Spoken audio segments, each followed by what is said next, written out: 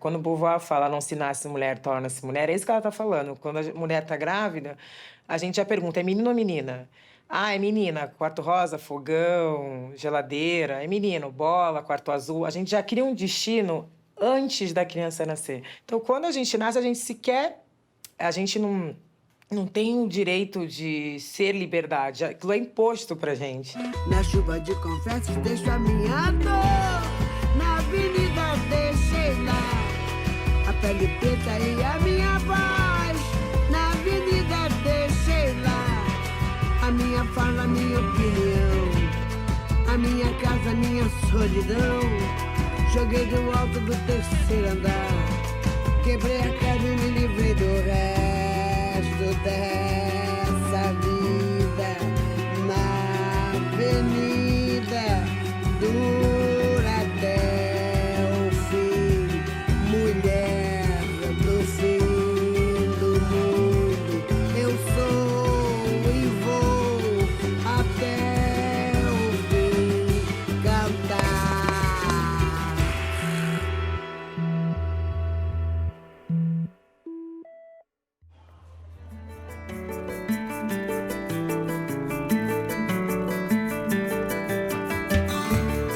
Meu nome é Duília de Mello, eu sou astrofísica. Eu era uma menina muito curiosa, queria responder todas as perguntas que eu tinha sobre o universo.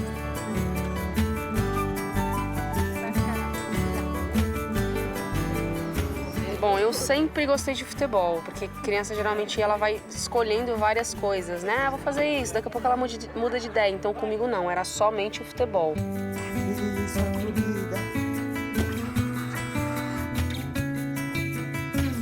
Eu tenho 2 irmãos. Quando a gente ia brincar, a gente fazia 2 ou 1, eu sempre perdia. Então eu joguei muito futebol, mas eu não era goleira, eu era atacante. Porque quando eu entro, qualquer coisa que eu faço na vida é com muita energia. Bom, eu sou Maitê, tenho quase 48 anos, né? E classe média, branca, em Curitiba, menino, né? Então tinha todas as qualificações possíveis, né? Porque eu tinha um sonho de trabalhar dentro do corporativo. Eu não consegui inserção dentro desse corporativo. Eu não tinha ainda trocado de nome na época, porque não era tão fácil quanto é hoje, que as pessoas não precisam nem de laudo, vão lá e falam, eu sou trans. Tem um estudo que mostra que as meninas começam a ter consciência de gênero dos 4 aos 6 anos. É quando elas percebem que existe um mundo de meninas e um mundo de meninos. Quando elas percebem que as pessoas só elogiam as meninas pela beleza. Só chama de princesa, que linda, que roupa linda, como você tá fofa, a minha princesa. Porque são todos elogios, parece uma coisa muito boba, mas são todos elogios ligados à beleza e nunca à inteligência, à força, à vontade, né? O quanto ela tá indo pra frente. As bonecas que eu ganhava, eu arrancava a cabeça porque eu queria uma bola, eu queria fazer as pessoas entenderem, olha, eu quero uma bola, eu não quero uma boneca. Meu irmão, enquanto ele ia pra escolinha de terra, acho que uns 4, 5 anos, enfim, eu ia atrás dele e sempre entrava no campo. E todo mundo falava pra minha mãe, ah, essa menina vai ser jogadora. E minha mãe, não, não vai, porque, né, aquela época era complicado a aceitação de uma menina estar jogando futebol no meio dos meninos.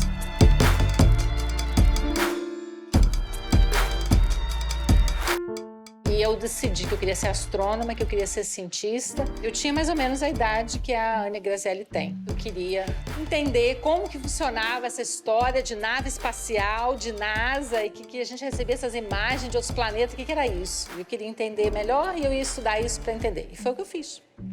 Quantos talentos, né, já foram desperdiçados porque a mulher não teve essa oportunidade? E quantas coisas já poderiam ter sido resolvidas? Porque se a mulher tem tanta capacidade como o homem, muitas coisas, muitos avanços tecnológicos já poderiam ter acontecido se as mulheres também estivessem utilizando a capacidade delas de resolver problemas, né? Porque a ciência é resolver problemas. A gente foi colocada nesse lugar para ser o outro, né, do homem. O que é o outro do homem? É sempre em oposição, né? O homem é racional, a gente é emocional. O homem, né? Então, essas construções fazem com que a gente chegue num curso de filosofia e os homens duvidem da nossa capacidade, né, de estar ali e entender Kant. Eu vim de um lugar que foi construído para Alexandre, né? que foi o que eu fui criada durante 17 anos da minha vida. Então eu conheci esse lugar do que é ser homem, ou o que esperavam de ser homem. Eu construí essa Maitê dentro do lugar do que é ser mulher, do que as pessoas acreditam ser mulher. E hoje eu tô indo para esse lugar que eu não sei. O gênero é um conceito recente, né? Que vai fazendo uma distinção entre a forma como o sujeito nasceu, a forma sexuada como o sujeito nasceu, aquilo que é de origem biológica, é uma coisa que está dada de saída, né? Depois você tem uma identificação do sujeito com o gênero, que seria, atualmente a gente pensa em termos binários, homem e mulher. Então as pessoas se identificam com uma certa amostragem de comportamentos com o qual o sujeito se identifica como homem ou mulher, independentemente do sexo de nascimento. Além disso, a gente não pode deixar de falar da orientação sexual, porque o gênero ele não está associado diretamente a uma orientação sexual. Você pode ter nascido mulher, se identificar com o gênero feminino e gostar de homens ou mulheres. Então, essa tríade é importante para ser pensada, para a gente implodir um pouco essa ideia de que você nasce mulher, se sente mulher e gosta de homens. Essas coisas nem sempre estão ligadas.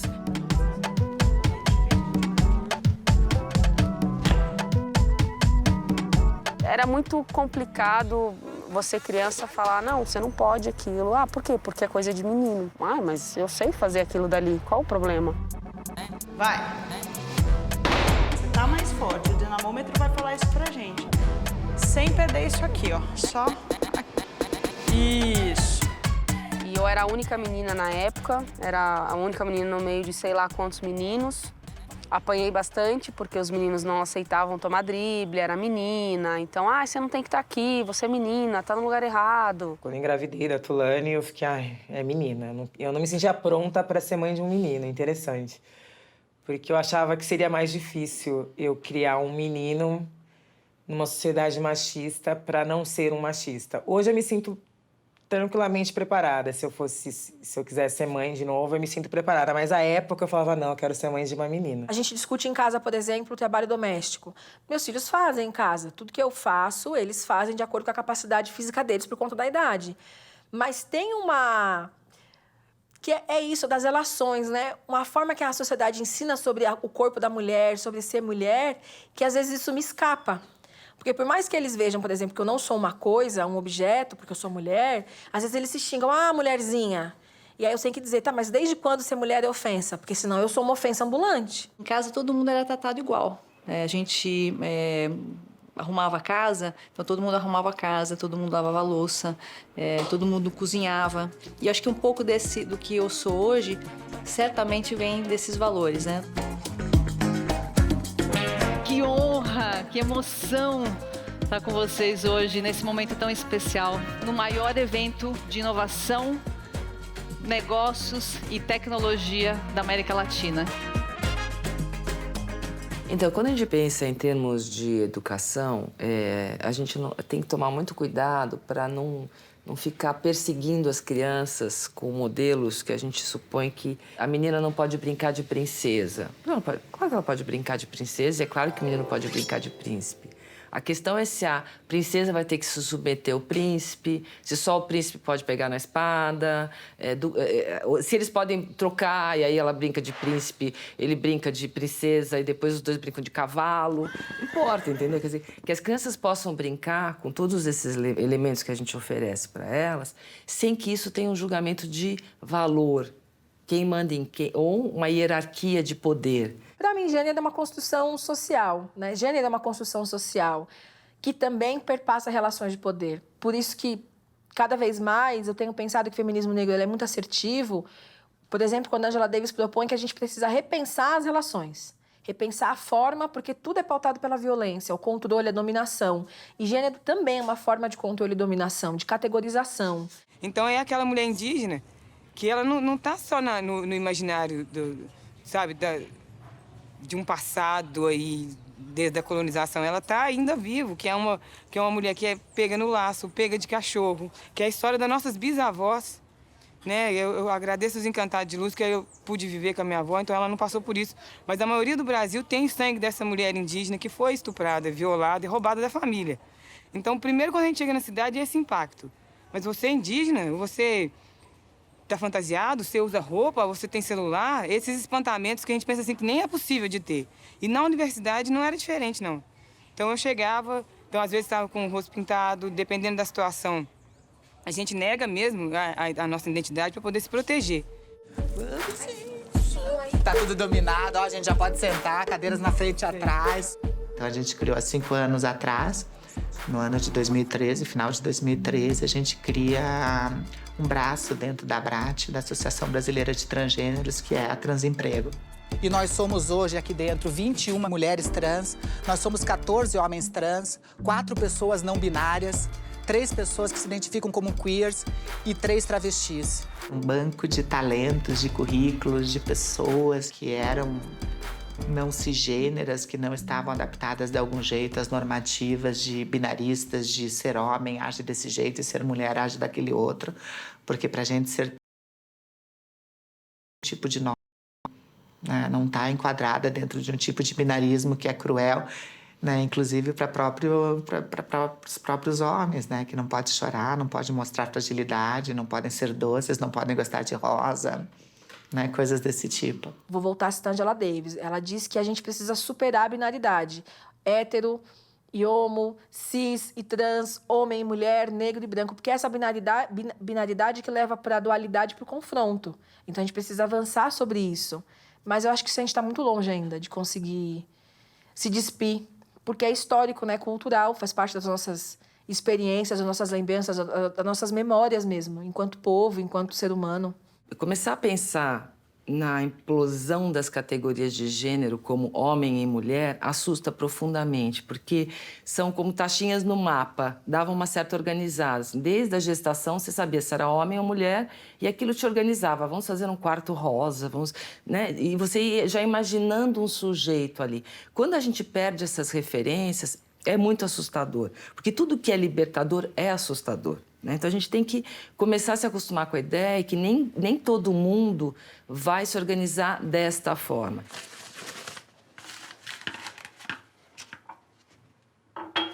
Eu tinha um medo dentro de mim. Será que alguma marca grande de material esportivo vai querer me patrocinar porque eu sou lésbica? E acho que é melhor eu não expor tanto minha vida. Isso quando eu era mais nova, né? Porque você vai se retraindo com algumas coisas, você não se expõe tanto. Você acaba mentindo para as pessoas. Ah, você não tem namorado? Ah, não tenho namorado. E você fica com aquela sensação ruim. Só que chegou uma hora que eu falei, quer saber, meu? Tem que olhar para mim pelo talento que eu tenho, pelo meu lado profissional, pela pessoa como eu sou. Eu comecei a meio que botar para fora mesmo, né? Expor mais em rede social, porque eu pensava, eu acho que eu tô fazendo isso, eu tô mostrando para outras meninas que passam pela mesma coisa que ela pode vencer na vida, ela pode conseguir jogar futebol ou qualquer coisa que seja, se ela for lésbica. Eu conhecia várias pessoas com várias competências, com graduações, mestrados, doutorados, e que não conseguiam inserção no mercado de trabalho por conta, né, que hoje tem o nome de vieses inconscientes ou de filtros seletivos não tão abrangentes, né, que a gente tenta abrir hoje em dia. Mas que para mim era preconceito, era discriminação. E era bem doído ver pessoas que tinham, imagina, feito 2 doutorados, imagina o tanto de tempo que a pessoa estudou para estar se dedicando naquilo e querer ter uma vida envolvida com aquilo que ela tinha estudado e não conseguir por conta de ser trans. Esse machismo, esse ódio, essa misoginia cresceu junto com esse crescimento dessa catequese em que a mulher é sempre inferior, em que a mulher tem que calar a boca para o homem falar, em que a mulher não pode isso, não pode aquilo, porque a Bíblia diz. Tudo que for imagem e semelhança de feminino, eles querem destruir e massacrar, porque eles não dão conta do feminino, eles não dão conta do que nós representamos. Então, mesmo uma mulher trans, mesmo um travesti, o que for feminino, né, um homem mais afeminado, também é objeto de ódio. Porque eles não dão conta do que ser mulher em toda a diversidade nossa traz. Agora eu queria pedir que todo mundo que é empresa fosse, ó, a minha conversa é só com as pessoas trans. É o seguinte, gente, então. Nesse começo, pode ser que vocês aqui dentro, e amanhã vocês vão conhecer, e por isso que eu tô falando com vocês, 35 RH de empresas. A primeira coisa que vocês têm que botar na cabeça, não é qualquer vaga. Vocês não têm que servir de massa de manobra. Quando vocês se sentirem incomodados, tem que realmente falar, isso está me incomodando, eu não vou mudar porque isso não tem a ver com a minha identidade, com a minha personalidade, não vou mudar. A pessoa não vai usar a faixa porque isso está fazendo mal para a saúde, é um direito dela. Então, as pessoas vão ter que se acostumar com essa diversidade, aceitar essa diversidade e não o contrário, entende? Uma camisa pessoal. São perspectivas que a gente criou para esses gêneros, né? O gênero azul tem o papel tal, o gênero rosa tem o papel tal, tem as atividades que têm que ser feitas por cada um desses gêneros, que a gente não se permite ser outra coisa. E quando a gente está num lugar que eles são historicamente ocupados pelo outro gênero, às vezes a gente tem essa sensação de se obrigar a ser o que se espera daquele gênero, né? Algumas mulheres relatam muito isso quando elas estão no exercício desses cargos de poder, que elas se endurecem para serem ouvidas, como se fosse do gênero azul a responsabilidade de ser duro, de ser brusco, como se todos nós não pudéssemos ser duros e bruscos, né? Afetuosos, generosos, carinhosos, né? Eu me vi uma pessoa assim que eu não me enxergava como eu mesma. Eu me enxergava como eu estava ali um personagem de terninho, tanto que a primeira coisa que eu fiz quando eu pedi demissão, passou um mês, eu peguei todos os terninhos que eu tinha no guarda-roupa, juntei todos, botei numa mala e falei, eu quero doar para alguém. Porque eu falei, não sou eu, essa pessoa de terninho, com essas roupas assim, não sou eu. E eu vejo muito a minha geração como uma geração que achava que eu tenho que trabalhar exatamente como um homem. A gente não conseguia visualizar que o nosso trabalho, sendo mulher, podia ser tão bom quanto ou melhor, porque não tinha espaço para essa diferença, não se discutia essa diferença. Olá, boa tarde. Obrigada por vocês estarem com a gente. A gente falava a inclusão feminina, mas todo mundo tinha que ser que nem homem. Tinha que usar o mesmo terninho azul marinho, né, falar da mesma forma, ser brava para mostrar o respeito. Então, todo mundo tinha que ser essa caixinha aqui. Homens e mulheres. E agora eu vejo muitos homens que estão também vindo para essa caixinha. Hoje a gente pode ter conversas de homens e mulheres. Eu vejo muitos homens tendo conversas sobre diversidade, empatia, o cuidar, que há 35 anos atrás eram impensáveis. Sinto mais probabilidade de ter uma mulher em um cargo de liderança na empresa. Às vezes a gente fica um pouco desesperado achando que nada vai mudar, mas as coisas estão mudando sim. É um processo que vai indo heterogêneo, mas vai indo. A gente tem que apostar nisso. Cada gesto, cada postagem, cada filme, cada professor dentro de sala de aula, cada mãe vai fazer diferença e vai se infiltrando que nem água, né? Quando você vai ver, todo mundo está um pouco encharcado. Eu acho que meu trabalho hoje em dia é o de trabalho de humanização, entende? Inclusive de humanizar a inteligência artificiais, entende? De fazer refletir que a gente não precisa ter medo do outro, entende? Que o outro pode ser uma superpotência. Ele é da NASA, lá onde eu trabalho, né? A Goddard Space Flight Center. Tem menos mulher nas ciências e na tecnologia. Então, as meninas têm menos mulheres para se espelharem para seguir a carreira.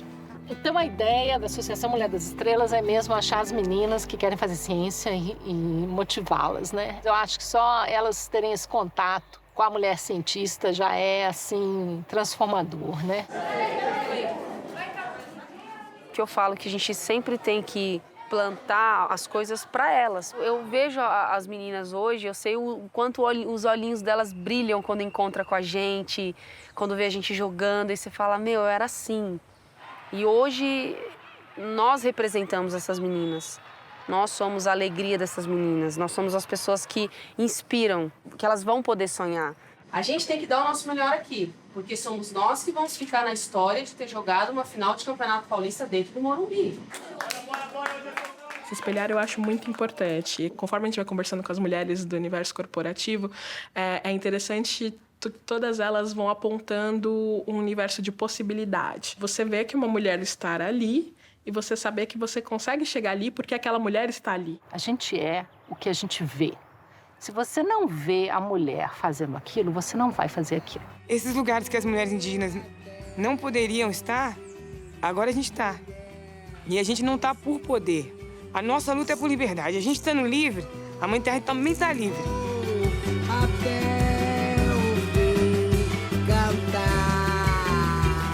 Eu penso que no mundo ideal, igualdade de gênero é superar a binaridade. Mas nos dias de hoje, igualdade de gênero é conseguir criar uma perspectiva onde essa identidade não seja um limitador. Quando a gente fala de diversidade, eu sempre vejo que a gente tem um grande problema, porque a gente... Nunca diversidade é a gente, né? Diversidade é sempre um grupo, né? Então, diversidade é LGBTQI+, diversidade é etnia e raça, diversidade é PCD, diversidade é tudo menos a gente, né? E a coisa não vai funcionar enquanto diversidade não for a gente. A diversidade entrou muito cedo na minha vida, né? Porque a sociedade binarista do jeito que é, de tipo, menina assim, menina assado, posições, cores que tem que gostar, jeitos de ser. Eu tive que parir essa pessoa que tá na frente de vocês hoje, né? E eu vou dizer pra vocês que não é fácil você parir esse ser humano, independente de qual seja. Eu não tô falando que é só porque eu sou trans.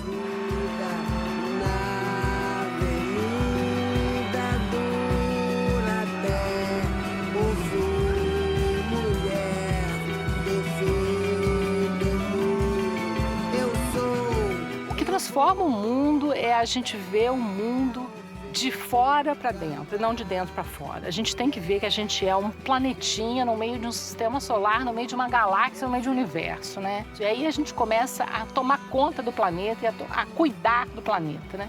Eu acho que pra gente ser livre, a gente cura as feridas do passado. Cura a raiz para a árvore inteira ficar curada. Então é esse processo de resgate da nossa identidade, dos nossos valores mais sagrados. Diversidade é você ter raiz no coração e asa no pé, né? Diversidade é você poder ir aonde você quiser e saber que tudo que é teu tá dentro de você. Diversidade é saber que você não tá sozinha, porque não que você se basta, mas porque você faz parte de alguma coisa. Eu quero cantar, eu quero cantar, eu vou cantar até o fim. Liberdade, a gente é ser a gente, do jeito que a gente é. Podendo usar blusa ou não usar blusa, usar o cocar ou não usar cocar, falar a língua mãe ou não falar a língua mãe, a gente poder ser a essência de quem nós somos, de fato. Me deixem cantar até Tudo pode, só não pode qualquer coisa. Ou qualquer coisa a não ser a gente. Fora isso, tudo pode, né? É isso.